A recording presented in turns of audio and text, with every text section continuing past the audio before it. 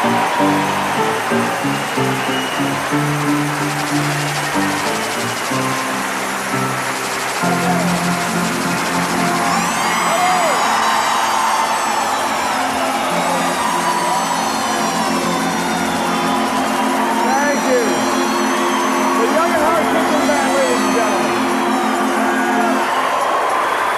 you.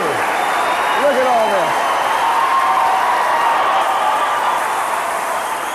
Thank you very much. Thank you. I usually start my show by saying, ladies and gentlemen, please sit down, and it's a joke because they are sitting.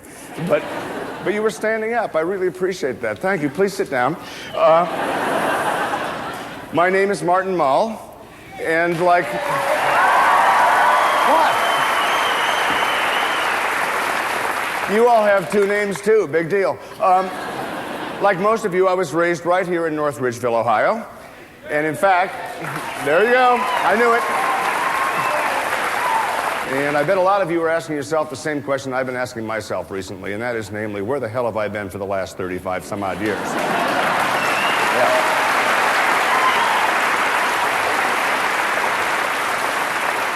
It's a good question. Well, I've been all over this big ball that we all live on that we like to call Earth. You may not be able to tell it from my clothes, but I have been to Europe. I know a lot of you have been to Europe, too. A lot of you are planning trips to Europe, bless your hearts. A lot of you will never see Europe. I think you know who you are. You're up there in the bleachers? Okay, bless your hearts.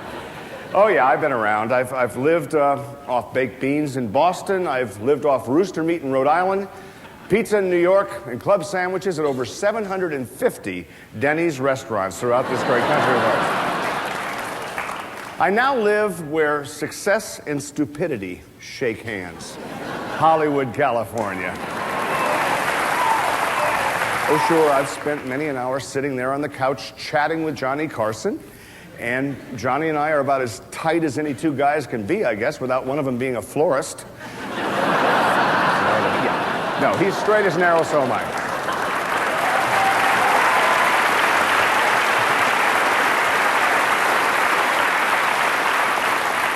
As I say, I've had a sitcom series on national television, on CBS, and I've worked with the best and the brightest of television executives, both of them, in fact.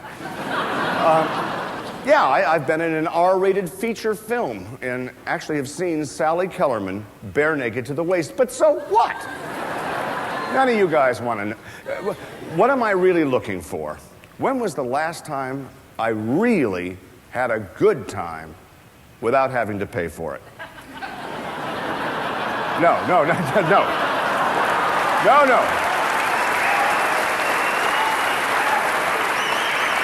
I mean like having a home-cooked meal instead of a restaurant meal. You understand.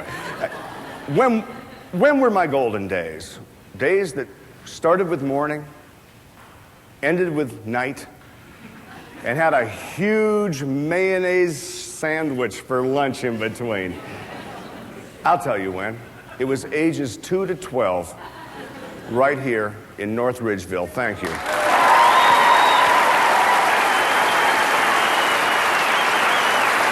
a great place. I hope you enjoy the show. But first, here is a pre-recorded announcement from the mayor of North Ridgeville, Ohio, the Honorable Floyd H. Pico.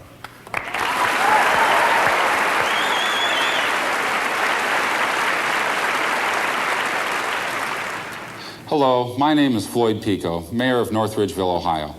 As mayor, when information reaches my desk, I feel duty-bound to read it or to have it read for me. Such was the case when I received a letter from one Martin E. Mull stating that he wanted to come here and to film a television special exploiting the fact that he'd actually grown up here. Well, that was all news to me, so I immediately checked every file, and I'm here to say that there is solid and convincing evidence that Mr. Mull spent the years between 1945 and 1957 residing in our fair town. That's proof enough for me, so I can safely say to you that Martin Mull is from North Ridgeville, or my name isn't Floyd H. Pico, which according to the same records, it is. Thank you.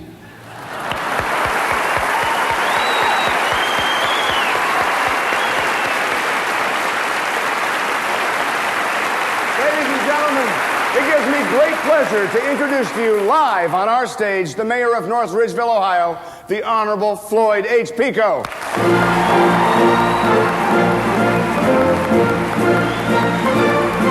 I know he's here.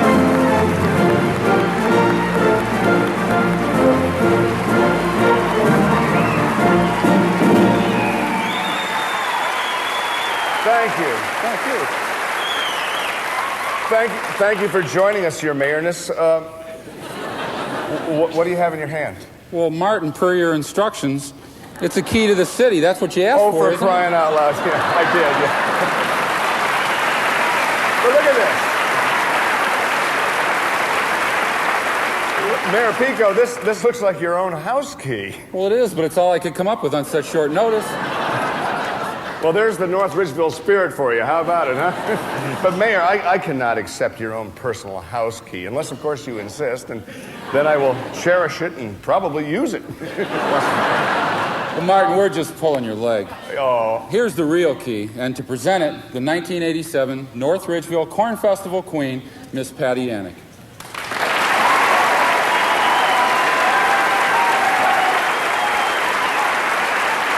Thank you.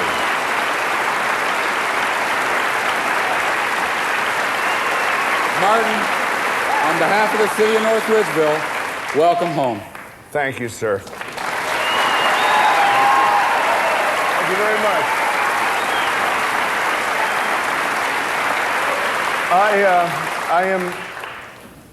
I'm speechless with gratitude. Thank you very much, sir.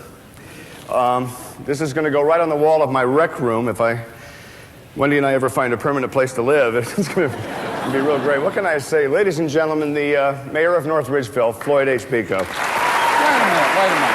minute. You're not going to get rid of us as easy as we got rid of you. Now, I know that in the past week and a half, you brought your people here, and you must have spent at least $130 at all the local gas stations, I didn't know it went that hotels, high. and restaurants. So we want to show our appreciation. Oh. Martin, this is for you. What?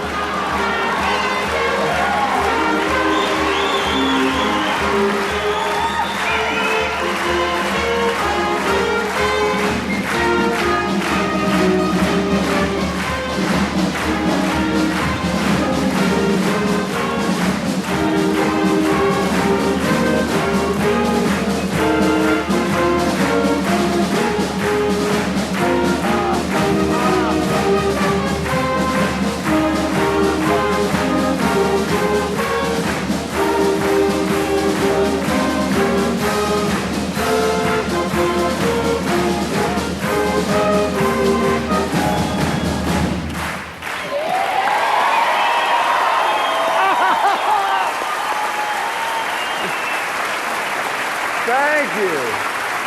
What a welcome. Wow. I just hope the people from Star Search were watching.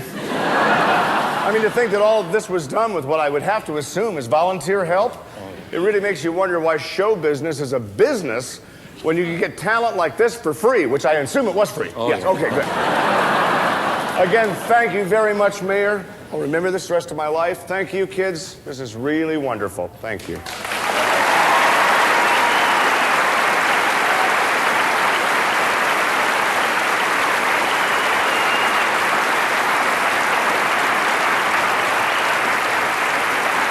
You know, I consider myself very lucky because I know about this place, but a lot of people don't. And so right now, I'd like to try and acquaint some of our distant viewing audience, like Sandusky, Akron, and Elyria, with North Ridgeville, Ohio. Where is it? What is it? Who's in it? And why? No. To help me do this, I enlisted the bottomless resources of the North Ridgeville Junior Chamber of Commerce, and together, we created a little film that should make all of you out there in America feel like a local. Whoops, I hope that didn't sound like I said yokel. No, that is not what I mean at all. Now, you folks here in the audience, watch on your monitors, and you folks at home, I guess you can just keep watching on the same set you've been watching on. Okay, let's roll it. One of the beautiful things about America is that no matter where you are, you're never more than 5 hours away from anywhere else. And believe me, that anywhere else could be, in fact, maybe should be, North Ridgeville, Ohio, where tomorrow is the future. Not all that far from the white sandy beaches of beautiful Lake Erie, what a wonderland of the Midwest, lie the gently sloping hills of North Ridgeville, Ohio. This verdant hamlet, founded by non-aquatic settlers who didn't want to be too close to the lake, is indeed a year-round paradise, conveniently located within easy driving time of Cleveland, Akron, and, yes, Toledo.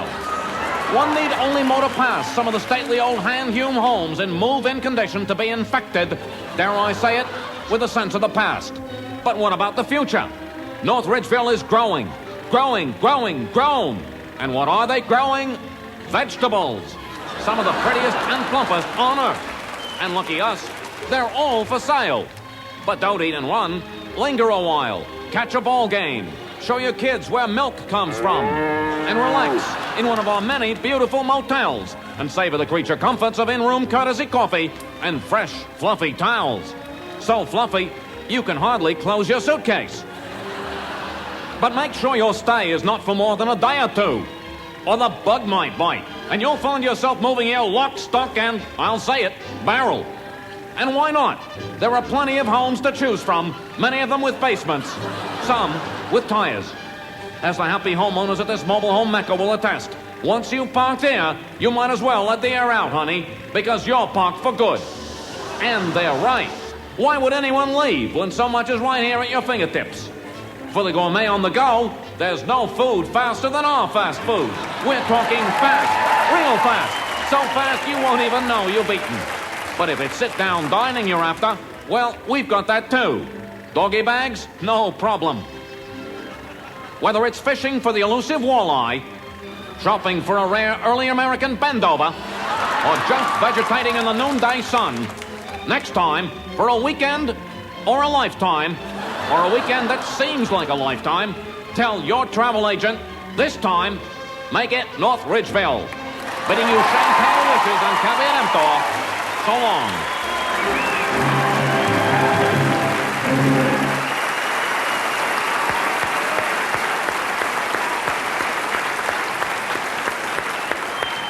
Thank you. You know, this is pretty much what my bedroom looked like back in 1952. I love this room. This was a place where I could look at parts of my body I couldn't look at in the living room or talk about in the dining room. This over here may look like an ordinary second-story bedroom window. Well, for me, it was more like a weather station. Every morning I'd get up and check to see if we were any closer to baseball season. Baseball was very important to me then. And Easter was usually a pretty good sign of the coming of baseball season. In fact, I remember one particular Easter, sticks out in my mind. I think I was about, maybe 9 years old. I decided for the first time that I didn't want an Easter basket. No. I wanted a catcher's mitt. I knew that family funds were limited, and if my share was spent on an Easter basket, that would put me just that much farther away from getting the catcher's mitt that I really wanted. So I told my mother that I wanted a catcher's mitt instead of an Easter basket for Easter, and she was none too pleased. Because I guess, like any mother, she wanted to keep her children young for as long as possible. And it was pretty tough on her to know that one of her boys was growing up. However, my mother kind of bit the bullet of evolution and bought me the catcher's mitt anyway. Bless her heart. And when I was fast asleep in this very bed on Easter Eve, she tiptoed in and hid the catcher's mitt right under my bed, right next to the heat register, right where she had always hid my Easter basket every year. She knew that I was still more boy than man, so she filled the pocket of that glove with chocolate bunnies and marshmallow chickens. And it was sort of an Easter mitt or a catcher's basket. I don't know. But anyway, that night something very unseasonable happened. Despite the fact that it was late April, the snow started coming down like cornflakes and turned the... Yeah, there it is. Live television. It turned the entire town into almost like a Hallmark Christmas card. It was very beautiful. And I knew that baseball season would be postponed at least another 2 weeks. The snow kept falling. So did the temperature. So my father got up in the middle of the night, roused himself, trucked on down to the basement to put some more coal in the furnace so we all wouldn't freeze to death. And soon the house was toasty warm. When I awoke, I crossed my fingers and looked under the bed and found my catcher's mitt.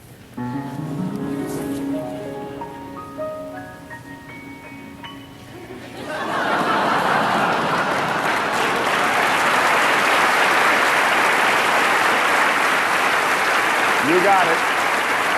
That's right. Right next to the heat register.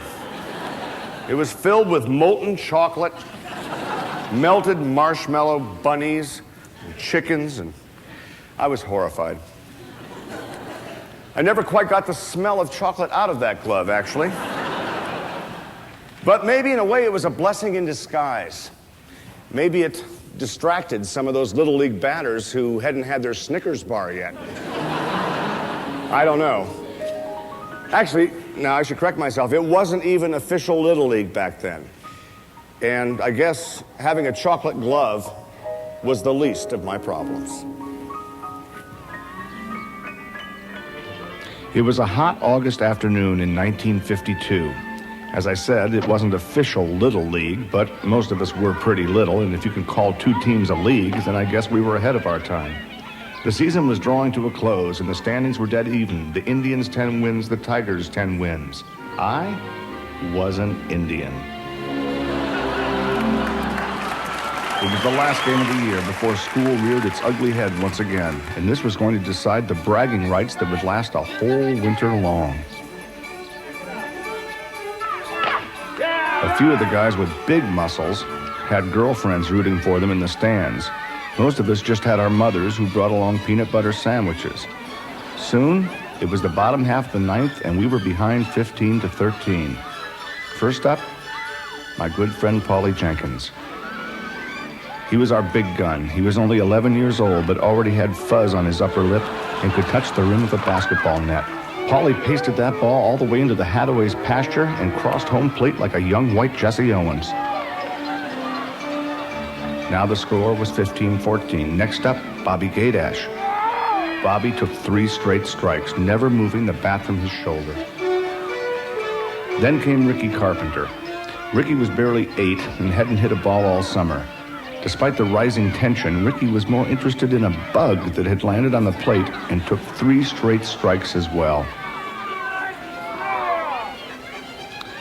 Then came me. Not a particularly good hitter, not so bad a bunter. I elected to bunt. A good election. I never even had to. The first pitch came, wham, right in the ankle, and I was on base for free. I was the tying run. It was now up to George Nielsen to send me home. George was about as athletic as a Swiss dentist, but fortunately his father was the umpire, so I had my fingers crossed. All I could think of was that for the rest of the winter, Pauline Hamker still wouldn't like me. Then, a miracle occurred. Billy Gates threw a wild pitch that rolled into a storm drain. And before the Tiger catcher could fish it out, I had made it all the way to third base. That was the good news. The bad news was that I had all the confidence in George Nielsen that your average illegal alien has in his public defender. I knew that I would have to steal home or spend the rest of the winter on third. I took what I thought was an enormous lead off third, and then it hit me. Hard. I had to pee. No, not just sort of, not just in a little while. I mean, really, really had to pee. I felt a warm glow below the belt and realized that I didn't just have to pee. I was in the act of peeing. A major league pee in a little league game. I was humiliating myself, my teammates, my parents, my country, probably even God himself.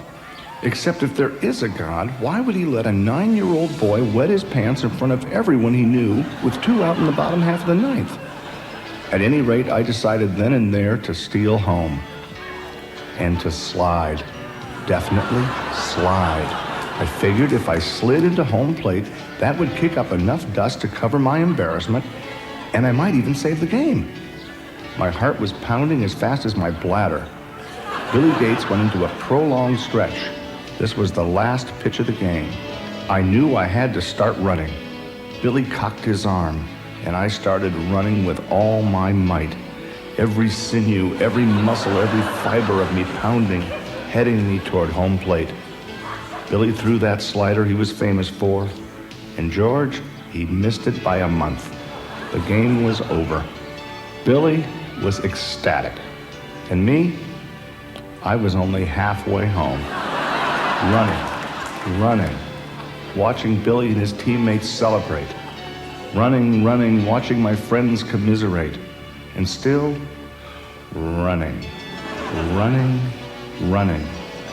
I was only halfway to home, but I had to slide. I had no choice. I had to cover my shame. I slid. Good Lord, like falling into a pile of oatmeal. They never even bothered to tag me out. And I was the only player on the field that had mysterious muddy stains on his left leg. My mother, bless her dear heart, she met me on the base path, offered me a peanut butter sandwich, and together we went straight to the Studebaker. And finally, I guess, in a manner of speaking, I was able to steal home.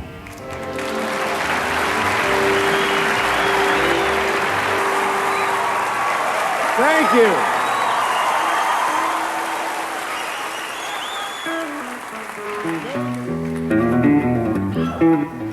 Did I hurt you, honey? Now, I enjoy playing this thing. And once again, I have North Ridgeville to thank for it. It was right here that I had my first introduction to music. This is where I learned the blues. You know, the old... that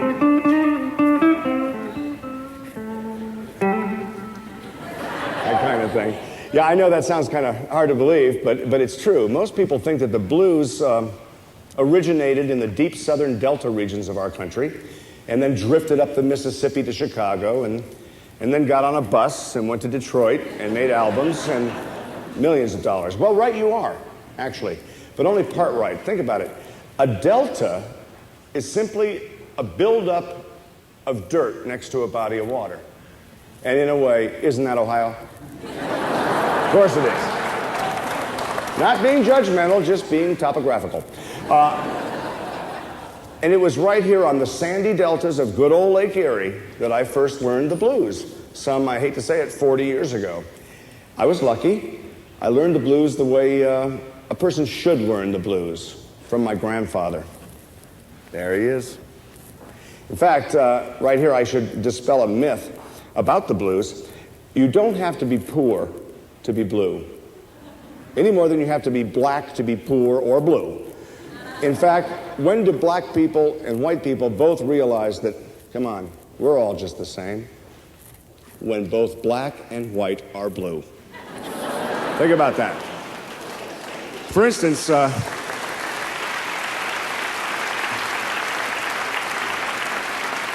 Well, for instance, my grandfather was as white as John Davidson's family picnic, and you would need sunglasses for that, just from the glare, I think. And he was doing very well in the furniture refinishing business. 5 days a week, he would sand and polish, polish and sand, sand and polish, seemingly a very happy man. When he'd stare into his reflection and when he finished, he liked what he saw. He seemed happy. On weekends, he would turn blue. We called him Blind Lemon Pledge. And he enjoyed that. We started calling him that. At any rate, he's the one that taught me the blues, the old-fashioned blues, not the modern electric ones. That's why I put that thing aside. He taught me the old slide bottleneck blues. In fact, I was just thinking to myself, which is my favorite way, that it might be fun to try and recreate the very first blues that I ever learned from my grandpa. Huh? Wouldn't that be fun? Okay. I still have the first instrument of mine that I had when I was 2 years old, when I started learning from Grandpa. I think it's time to dust the son of a gun off. Okay, bear with me. Oh, it's been a while. There we go. Okay.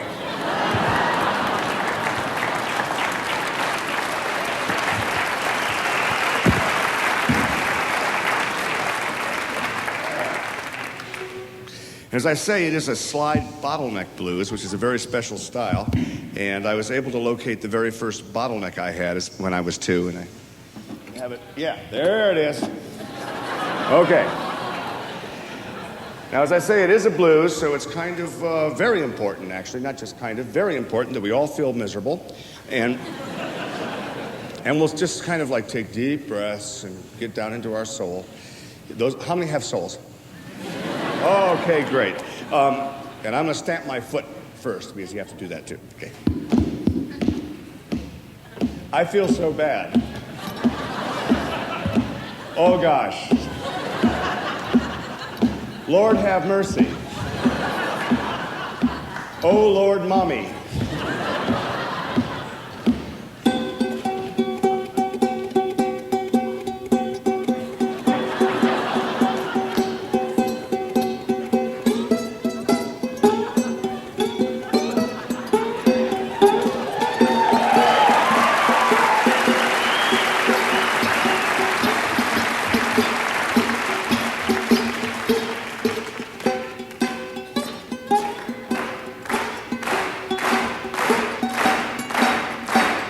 Don't hurt yourself now. Woke up this morning, I saw both cars were gone. Woke up this morning, I saw both cars were gone. I felt so low down deep inside, I threw my drink across the lawn. I felt so low down deep inside, I threw my drink, I threw my drink, I threw my drink across the lawn.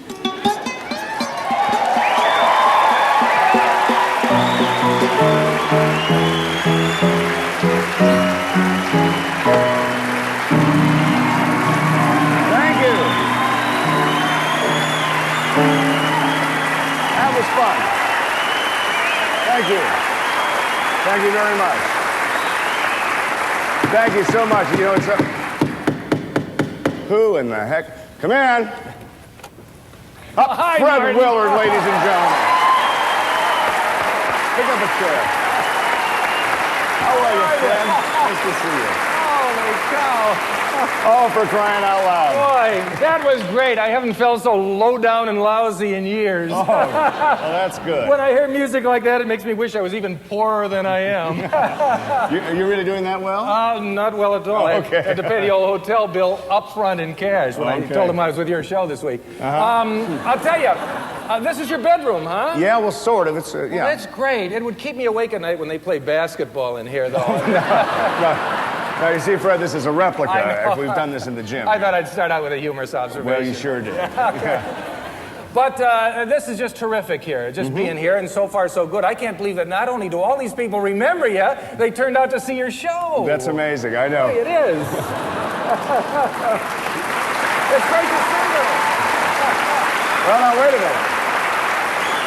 As you probably know, those of you who watch a lot of television, and maybe even a couple of movies or two, Fred and I have worked together off and on for many, many years. But what you may not know is that Fred is also from the greater Cleveland area, and I think your mother still lives in Lakewood. Lakewood, yes, Am I right? Which yes, is what? indeed,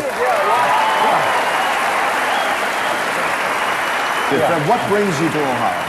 Coincidentally enough, I'm here for my own high school reunion. Oh, boy. Yeah, that's something. And we're not going to ask him how many, because I know Fred's got an acting career to look after, and nobody looks forward to those Wilfred Brimley roles. No, actually, I look forward to any role. Incidentally, thanks for having me on. And here's a card which says it a little better than I could. I wish there was a little folding green in there. Look at But that. anyway, It says, thanks, Martin. Ah, well. This is from the nothing hotel. Oh, Fred. That's why I love him. Some people wouldn't go to this trouble. I was thinking of bringing a television set, but they said, hold on. Oh, no, they're bolted down. Yeah. Oh, yeah. It's a whole different thing today, Sure. you know, even with the prices. But anyway, the reunions at high schools are amazing. You know what's amazing to me?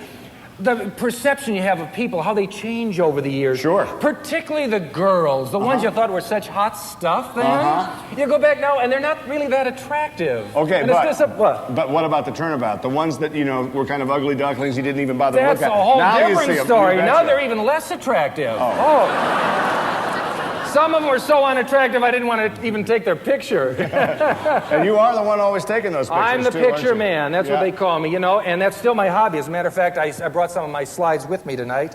I like to show pictures of my old stomping grounds to my wife and daughter, of Your course. wife and daughter are here with you, too? No. You know, it costs so much today flying, you know, Sure. even if they travel coach, Yeah. then it gets sloppy if they want to come up to visit me in the front of the plane, and, you know, Yeah. the stewardess won't let them by the curtain Oh, there. they're touchy about that. Sure they are. My wife gets angry, even though I send her back one of those junior pilot wings. But these slides, now, this will bring back memories to you.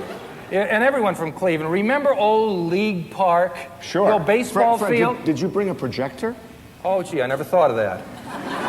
Could we get a projector? This is live, Fred. Yeah, but if you hold it up to a light, you can see great detail. And if anything catches your eye, and we'll pass it around here. Okay, so everyone can do that, because there's plenty of light here. Yeah. Okay, fine. Now, here, League Park, the old baseball park. Where the Indians used to play, Yeah. League Park, yeah. Well, I don't know if you can see there. It's gone. It's just a field now. And right about there is where home plate used to be. Sure. It's a big field overgrown. And remember Euclid Beach Park? Who doesn't? Talk about fun. We all had fun there. Get sick to your stomach so often there. It was yes. And even just on the car ride going out. That's right. It's gone. It's gone. It's just a field. Just Look another at that. field. Look Now, at that. Right about there, I think is where the loop-de-loop used to Right be. where home plate was on the last one. Yeah, coincidentally, yeah. We won't have to pass those, I No. don't think. Now, I That's went just- out to Shaker Heights, the old Shaker movie theater, where I spent... Again? Were you there? Throwing nickel wafers at your buddies. It's gone, just a field. There's the old exit we used to sneak in. You know, Right. one guy would buy a ticket, but that's a whole other story. Just the right of home plate, yeah. Now, here's something interesting. The field where we used to play baseball and flag football is not there anymore. Okay, don't even tell me. It's gone, right? Of course. Okay. What happened? Do you know? Well, what do they do? Build a high rise? Of course, they built a high-rise, but they since tore it down, and guess what's there? A field. No, a parking lot. But the memories. Am I glad I had my camera? Now, I have hundreds of these. Just hundreds. Well, and what I do, Fred, I put them in a carrot. What? Pardon me? I was going to tell you what I do with them. Uh-huh. Oh, you put them in a carousel. Or were you going to make a suggestion what I could do with them? Well, I had a thought. I have a pretty good... tell me if this is wrong. I put them in a carousel. Uh-huh, one of the plastic ones. Yes. That goes right and on I top. label each one so they're right at my fingertips, you know? I got a picture of every boyhood memory imaginable. You name it, I got a picture of it. All right, how about your old elementary school? Elementary school, got it. How about your old church? Old church, got it. How about the house you grew up in? Holy cow, I forgot to get a picture of that. That would be a great one, wouldn't Sure, it? it's probably too late, though. It's probably a field. No, it's still there to make a great picture. But I got more than enough pictures. I got hundreds of them. In fact, they're crowding me out. You know what I'll do? I'll go look through them, and if I find a duplicate, you know what I'll do? I'll throw it in the garbage. Oh, for crying out. I have a saying that says, don't let your possessions possess you. But before I throw out a duplicate, I always make one extra copy of it. And then I categorize it: A, B, C, D, drugstore, E, F, fishing pole, G, H, I, Fred, J. excuse me. Excuse me, what are you doing out here, Mayor? This is Fred's portion of the program. Well, I'm sorry. I thought he was done. Besides, something's come up, and it's a lot more interesting. Well...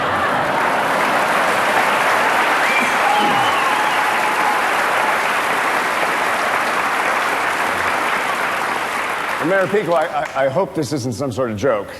Martin, this is no joke. This is the President of the United States, Mr. Ronald W. Reagan. I know. Himself. Well, he's over here on hold. You have him on the phone? He's on. You know, Walter Mondale, I guess, almost made it. And it's a, it's a slip. It's a good Democrat. Are you serious? I mean, what? I don't get this. It's the President of the United States. Why is he calling me? What are you saying? Find out. To the I President? want to talk to him. I've had something that's been gnawing away at me. Let me thrash it around in my mind. I don't want to waste his time. You go ahead and talk. It'll just take me a sec. I don't believe this. Hello? Is this really the President of the United States? Well, they got me on hold, and they're just playing this music. Oh, hello, Martin. This is your president, at least for the next 17 or 18 months. That's about right, isn't it, Mommy? It's close enough, darling. Just go ahead with your phone call. Oh, all right. Well, you know, Martin, Mommy and I were just sitting here at the ranch, spinning the dial on the big screen deal, hoping for something that wasn't loaded with SEXX. Absolutely. It's just one X, sir. You know, and Mommy said to me, what did you say, Mommy? I said, do you know who Martin Mull is? Yeah, she said, do you know who Martin Mull is? And what did I say? Come on, Mommy, it was only a couple of minutes ago. What the hell did I say? Well, sir, we all know who you are, and it's nice to hear from you, huh? Well, it's... I don't know if you can hear that, but people here like you, I guess. Is that for... Get to it, Fred. Is that for me or for Walter? Just kidding. Well, You haven't lost that sense of humor either. no, I sure haven't. Along all with right. the other things you've lost. That's, you know, how I felt when I dialed Martin, is that I knew who you were, but... Oh, you know, by the way, when you get a close-up of someone dialing a phone in a movie, it really builds the old suspense. Okay. Take, Dial M for Murder, for example. Well, one of my very favorite films, sir. Oh, mine too. Now, there were lots of phone calls in that one.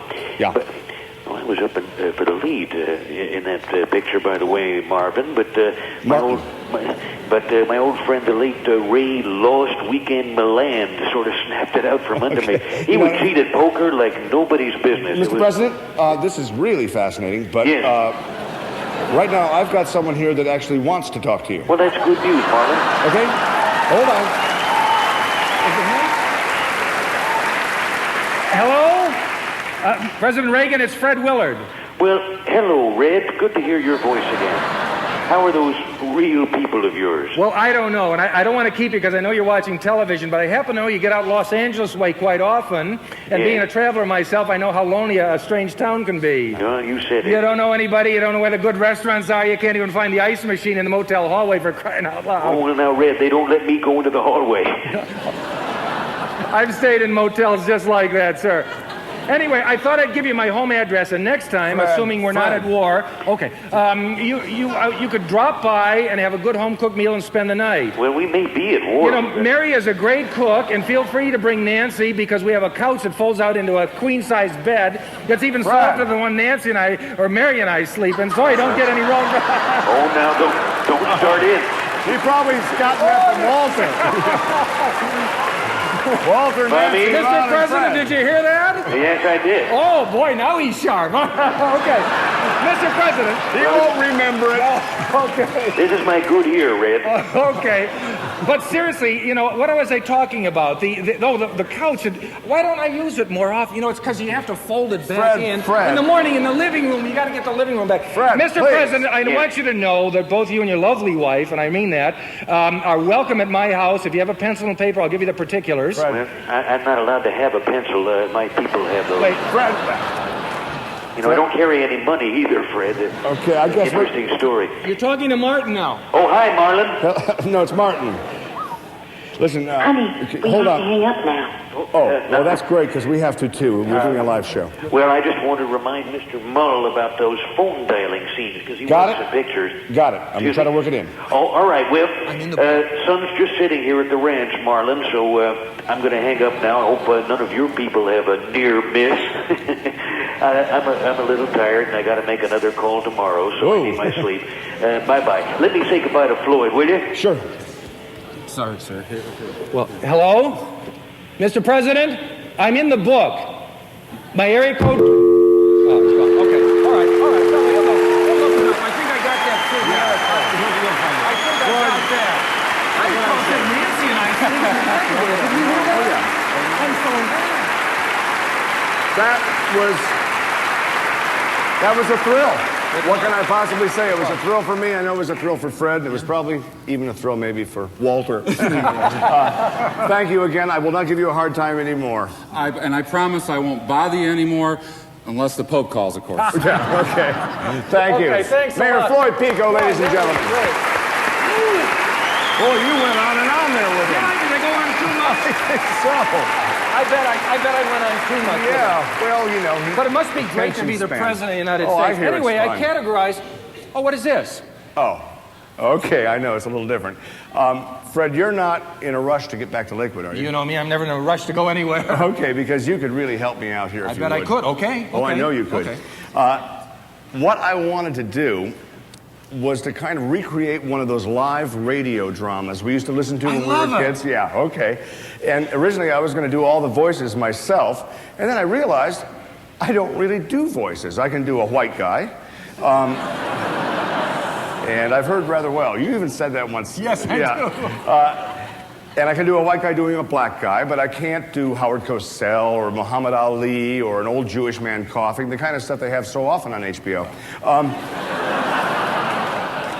So you want me to do a voice, is that what you're saying? Would you? In your own voice? Yeah, that would be so great. And so you don't have to go it alone. I've rounded up a couple other people from the area, local talent, Great. To come out here and help us out. Now, when I say local talent, this takes on new meaning when you realize the first person I'm going to introduce to you has actually been nominated for an Oscar. Oh, boy. She's probably one of the prettiest, loveliest, and sweetest, and most talent. Well, let's put it this way. She has talent like I have chins. Please welcome the wonderful Miss Terry Garr.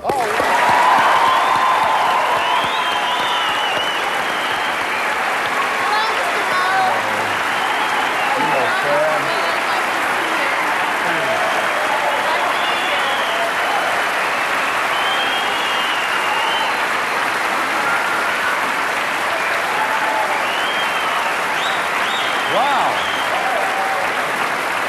Now, don't go longer than you did for me. Okay.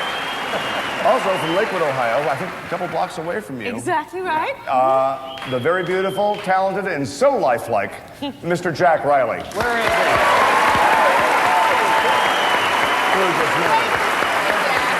Nice to see you, Jack. Nice to have you.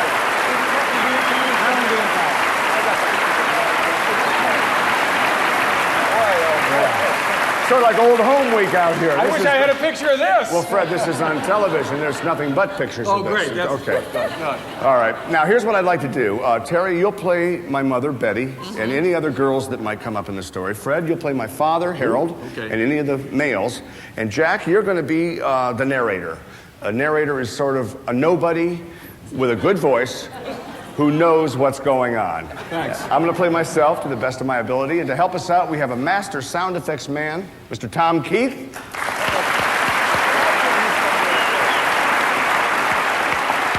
And my very best friend, originally from Cleveland, Ohio, Mr. Eddie Wise on piano. Let's do it. Let's do it. A little radio drama.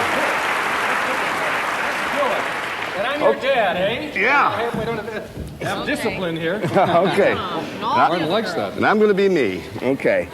Jack, why don't you kick it off? You and Okay, Eddie. I'll kick it off. Eddie? Professor?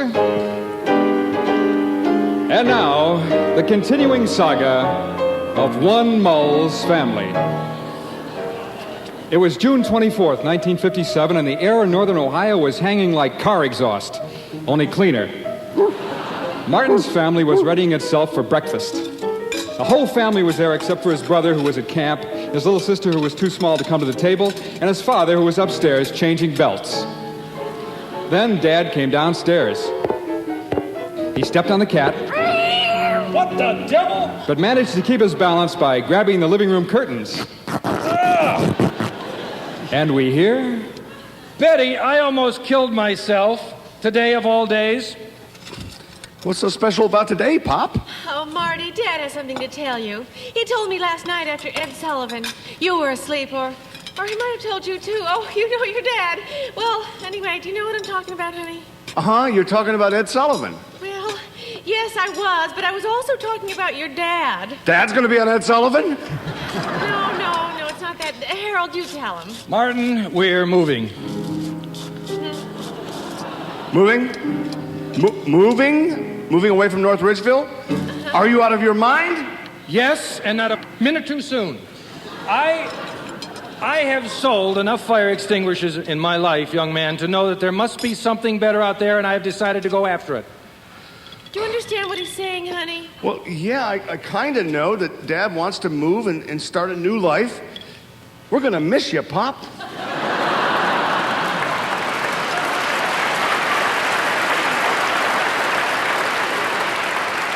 Don't get smart with me, young man. You know very well what I mean. We are all moving. Not me! We're only talking about moving to North Olmsted. That's right. It's only 6 miles away. For heaven's sakes, be a trooper. But Dad, all my friends are here. Oh, you know, Marty. Gee, a butterfly spends most of his life in a cocoon, thinking he's perfectly happy being a worm. And then one day, he moves.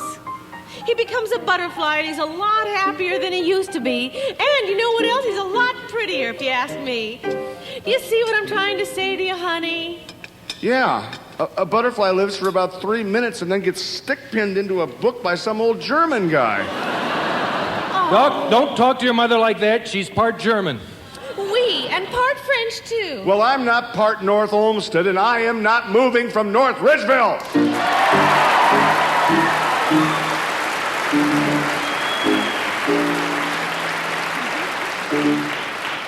That morning at school was no picnic for Martin. His brain was tangled like a backlash fishing line, and the hook was piercing his heart. He sat with his best friend Ricky Rutherton in the school cafeteria and spilled his soul and his soup. Jeez, man, you just spilled soup all over me. Nice going. These are my good chinos. At that moment, the beautiful Pauline Hamker set her tray right next to Ricky, and quite by accident, across from Martin. Martin had never sat across from Pauline before. His heart was beating like a jackhammer. His heart was beating like a jackhammer. I don't have a jackhammer.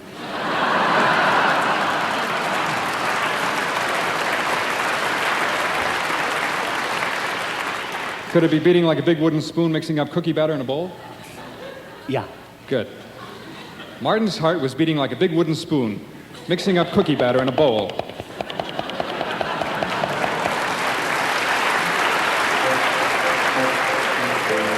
Well, gee, sit down, Pauline. You look great. Yeah. You think so? You don't think this sweater's too tight? Oh, no. No, not at all. Oh, no, sir. Who are you? Pauline, this is Marty Mull. Oh, you go to school here? All my life.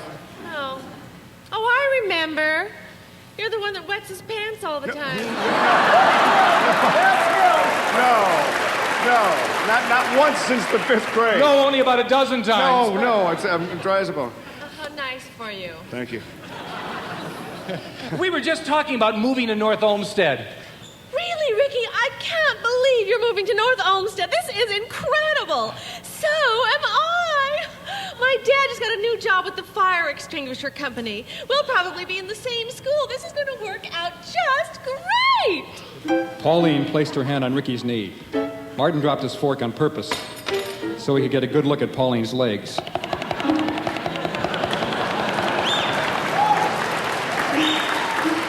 it out, man.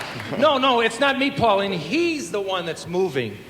Oh, you mean Mark? No, it's not Mark. It's Marty, or Martin, which I prefer. And incidentally, Pauline, I have something to tell you.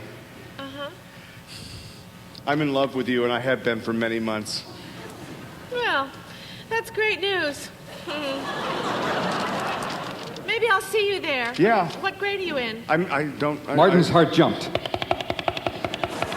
He had just been hit with the second bombshell in the same day. But this one was a good bomb. In fact, it was the greatest thing that ever happened to him. He rushed home and packed his entire room into cardboard boxes.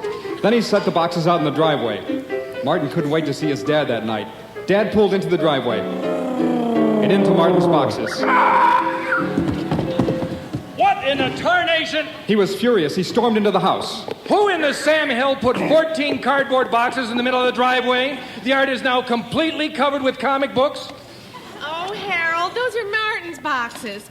I didn't have the heart to tell him. He came home so excited, and really, his room has never looked cleaner. Dad, listen, when we move to North Olmsted, can I have my own room with a private entrance? Please, please, please, please, please, please. I will mow the lawn, I swear. What new house? What North Olmsted? The new house in the North Olmsted. No. What? I'm sorry, honey. We're not moving to North Olmsted. Yes, we are. What your mother is trying to tell you, son, is that I didn't get that promotion today. It went to some guy named Hamker. Uh-huh. The one with the bony daughter you like. She is not bony. She's very pretty. What's her name? Pauline? She's very pretty. Well, whatever, something like that. Anyway, he seems to be a dirt farmer, and you don't go from milking cows to fire prevention overnight.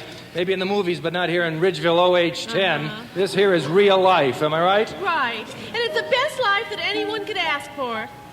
You know, Marty, a butterfly spends most of his life in a cocoon thinking he's perfectly happy being a worm. And then one day Mom, Huh? I know that story. Oh. Listen, Mom and Dad, you're both making a big mistake not moving to North Olmsted. You see, Pauline and her whole family... That's the way it is, son. Case closed. So it went in the Mull household. Meanwhile, Pauline's father just wasn't cut out for over-the-counter fire prevention. He quit 6 months later after the warehouse burned down. Martin's dad landed the job after all, and the Mulls finally moved to North Olmsted. Pauline Hamker wasn't there. She'd moved back to North Ridgeville with her dad. But Patty Nichols was there, and one day Martin spotted her doing the splits. Get away from that window, young man! No, Dad! But that's another chapter in One Mull's Family. Thank you, Pauline.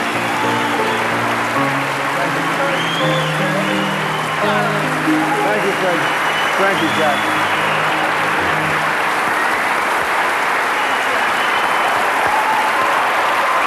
Thanks, Eddie. Thanks, Tom.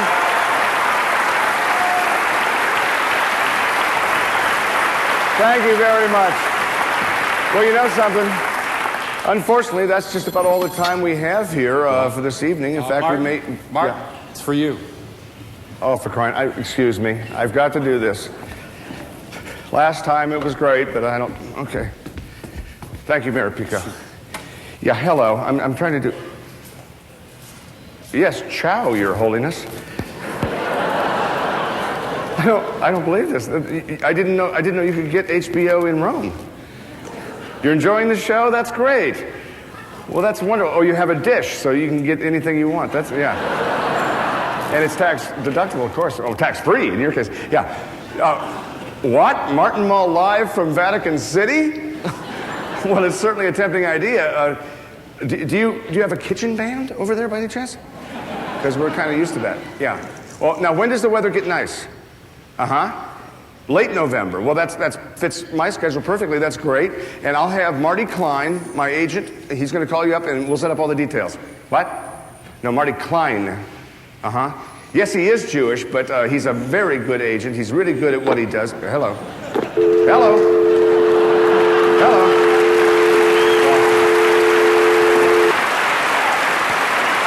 So close. Well,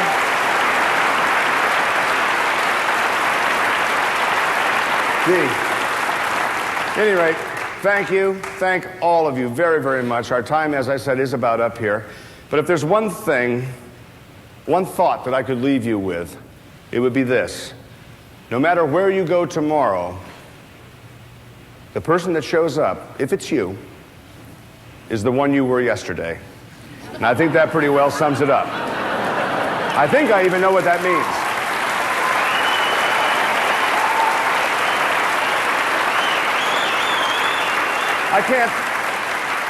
I can't tell you what a warm and runny feeling I have rolling around in my torso right now. This evening couldn't have been better if we'd tried. And why? Because of you, the wonderful people of North Ridgeville. Thank you very much. Give yourselves a hand. Once again, the Young at Heart Kitchen Band, the North Ridgeville High School a cappella choir and marching band, Terry Garr, Jack Wiley, Fred Willard, Mayor Floyd Pico, and everyone else who knows the words. And a special thanks to you, Harry Shearer. Wendy, I love you, and I hope Maggie Rose sleeps through the night. Thank you all. Good night.